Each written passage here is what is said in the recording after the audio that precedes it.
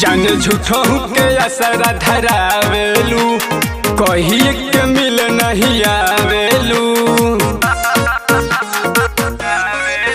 जान झूठो के असरा धरावेलू कही के मिल नहीं आवेलू। कहरेलो जे प्यार हमसे कहवा मिल के चल जा। भर पेट खोइबो ना तो हाफ खा के चल जा। भर पेट खोइबो ना तो हाफ खा के चल जा।